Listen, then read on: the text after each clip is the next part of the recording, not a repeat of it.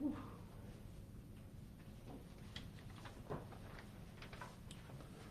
everybody.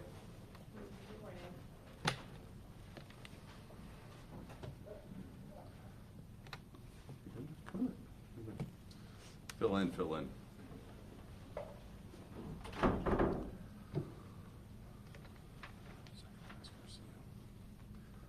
Good morning, everybody. Thank you all for joining us here. This morning's indictment was the result of an incredible collaboration between my office, the Manans Police Department, the New York State Police, the Albany Police, and really across the spectrum of our law enforcement partners. Throughout the course of this investigation, we left no stone unturned.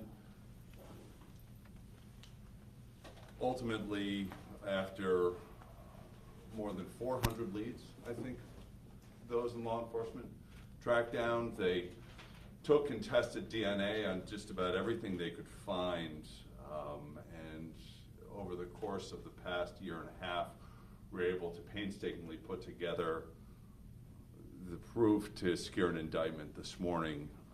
I want to give credit to, again, the Manans Police Department, the New York State Police, but also Mr. Joe Bricado, who is the Bureau Chief of Major Crimes. There are a few prosecutors I trust more to bring a case of this seriousness than Mr. Bricado.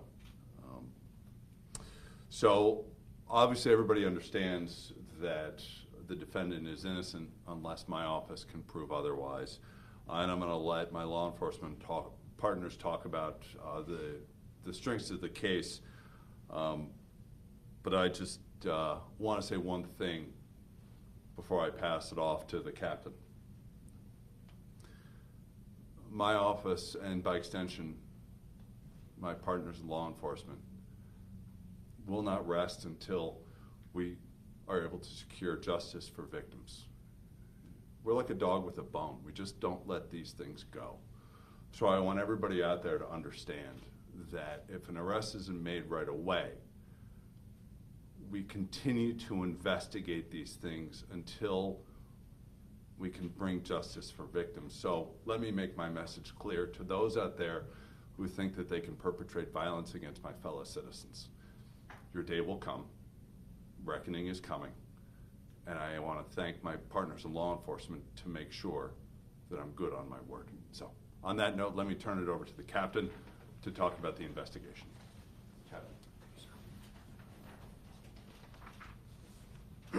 Good morning. My name is Robert McConnell. I'm the BCI captain for the New York State Police and Troop Chief. Before I acknowledge the individuals that assisted in this investigation, I would first and foremost like to offer my deepest condolences to the family and friends of Daniel Frament.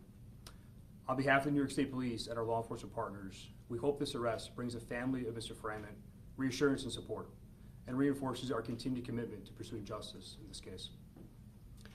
This investigation was truly a team effort. I would like to thank our partners with the Albany County District Attorney, the Manans Police Department, the Troy Police Department, and the Albany Police Department.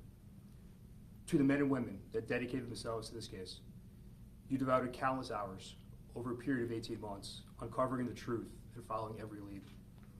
We're deeply grateful for your service. Your commitment and perseverance have been invaluable. You worked through long days and difficult moments, driven by a shared sense of duty. Because of your efforts, we stand here today. To any member of the public that may have information related to this investigation, I encourage you to contact the New York State Police at area code 518-783-3211. Lastly, the New York State Police and our partners with the Manans Police Department and the Albany County District Attorney will continue to work tirelessly to bring justice to the family of Daniel Frament.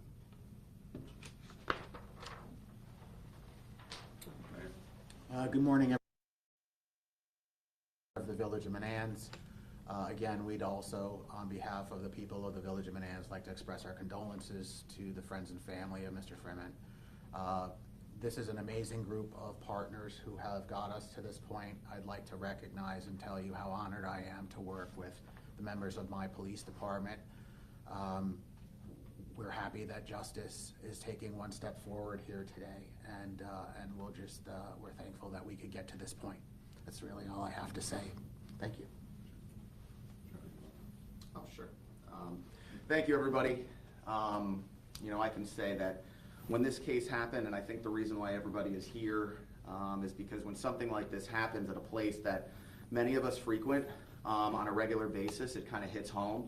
This is a place for me that I can speak to that I run. I've run down there with my dog for years. I've taken my kids and my family down there on the bike path on bikes. We've taken walks. I've had my parents down there, and when this type of thing happens, when it happened, I can tell you that, you know, it hit home with a lot of people.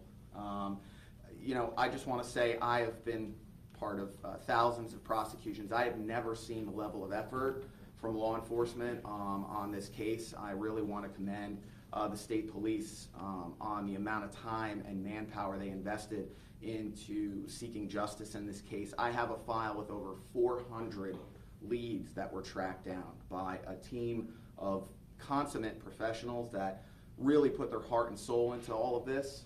We will do everything in our power to bring justice for the family of Mr. Frament, and I just want to thank all of you for your time. Who's got some questions? Well, why do you believe that he killed him? Be right to the point. Well, You know, look, there's, and I might maybe let the captain, or you want to talk about that? Sure. Okay, yeah, I'm going to defer to the captain so we can talk about the investigation itself. Just with respect to evidence for the suspect, I would say there was no one piece of evidence that brought us to the suspect. Really, it was a combination of witness observations, interviews, and forensic evidence. Substantially, his DNA did hit in our CODIS system. CODIS is the combined DNA index system. It's a national database of that compares DNA profiles from convicted offenders to crime scene DNA profiles. So that was certainly a substantial lead. was this a robbery? What was this? What happened between the two of them? So, as far as we can tell right now, the suspect and the victim were not known to each other. So again, that's still pending investigation. But the victim had money on him at the time. It was not taken, so it does not appear to be a robbery. Can you explain a bit about kind of the history of Albino Zacharias Garcia? I know he had been charged, perhaps pled to charges in Troy. I think we had reported that he had been in the country since September 2024, but obviously this happened before then. Can you just give a bit of like a timeline of how this defendant has spent his time between around the killing of Mr. Frament and today? Yeah, absolutely. I don't have the exact timeline in front of me, but I can tell you he was arrested by the Troy Police Department for I believe for assault for stabbing incident. He was an illegal entrant into the United States. We believe that he was in the United States for approximately 6 months prior to the homicide in Manans. Do we know where exactly he's from? I do not. So he was brought up today from Clinton? Brought over today from Clinton? Do we know in person? I don't know. Well, was he there for the Troy stabbing? Yes. Oh. What was the issue with the discrepancy in his date of birth? And just, can you talk a bit about that? And you mentioned, Joe, that you had multiple IDs and so forth for him that were contradicting what he said in court. I mean, look, what I will say is that I have multiple forms of identification with his information on them. I don't want to speak to their authenticity, but I'm going to take a look at that, and I'll submit that to the court. So I do have that date of birth that I provided on items with his name on it. But like the captain said, you know, a lot of this documentation isn't vetted, let's say. It's not from the States. So, you know, if he's disputing his date of birth, we'll figure that all out. But at the end of the day, that's not going to change anything here. So. What did he say in those statements to investigators? So I know I don't really want to get into the specific details about what was said and the proof. I know that I have a high ethical duty not to litigate this case, not in a courtroom. Believe me, I'd love to tell you everything I'm thinking, everything I know, and there will be a time for that. But I can tell you that document is filed with the court and it's filed with the clerk's office, so it's there. But it's you know, a conversation about this incident between the investigator about, you know, his background and everything related to what he may have known about the incident. But for the people who are concerned because they frequent the bike path or that they've been following the case, if they weren't known to one another and it wasn't a robbery, then what happened? Well, let me just say that, you know, there's proof that will come out that will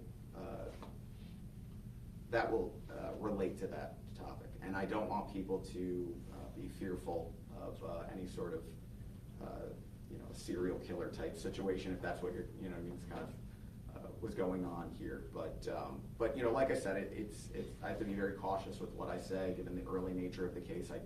You know, he has, you know, a right to a fair trial. I don't want to in any way go out on a limb and start saying things that I shouldn't say. And Kumi, let me just say, you know, this is something that the mayor and I talked about. And, the rail trail runs almost the length of Albany County. And I was out on it on Saturday morning, puttering along. I like to call it running, but I'm out there.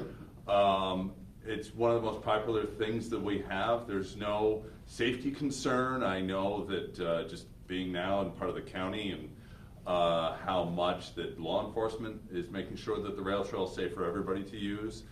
Cameras are always installed. I know that law enforcement is always looking around. So there's no threat to public safety. I mean, obviously this happened in April of '24, and it really was an isolated incident. So the rail trail is not dangerous. It's really a place that I think all of us really enjoy, and its upkeep and maintenance and safety is paramount to everybody here, because it's an important thing, as Joe said, for families, and we want to make sure that everybody knows that. Guys, thanks for coming. Well, Captain, one last thing. You said 400 leads. That's a lot of leads. Was there one particular thing that really that really set it in motion for you? No, again, you know, it wasn't one thing. It was a combination of, you know, just old school police tactics, witness observations, interviews, forensic evidence does play a large role in this. You're correct. There was over 400 leads that we investigated in conjunction with our partners with the Manans Police Department. Every unit that the state police has to bear for a serious incident, our major crimes unit, who is here today, our forensic unit, the forensic lab, our intelligence unit, we brought all those resources to bear. 18-month-long investigation. This was by no means an easy investigation, and at times, you know, that's frustrating. But, you know, we are optimistic now that we were able to apprehend this offender. Hopefully, it gives the, you know, the citizens, the people of Manans, some sense of relief. And do you believe that Mr. Frament was just in the wrong place at the wrong time? Again, I don't want to go too deep into that. Just to reiterate, like, the best information we have at this time is that they were not known to each other. Yes. I just had one other thing. So the homicide happened in, you know, the spring of 2024. He was arrested in Troy in the spring of 2025. What was he doing in that year? Where was he living? Was he working? Like, can you speak at all just about just what this person was up to? Especially knowing at this moment nationally, there's you know, people in the country illegally there's a lot of law enforcement attention there as it is. So what was that year like for him? Yeah, sure. I can tell you, so this individual did not have any recorded criminal history prior, you know, to this homicide in Manans. In terms of the timeline of where he was, where he worked, you know, I don't know that exactly, but he had 2 or 3 residences locally in Troy and I believe North Greenbush that he kind of bounced between until he was apprehended.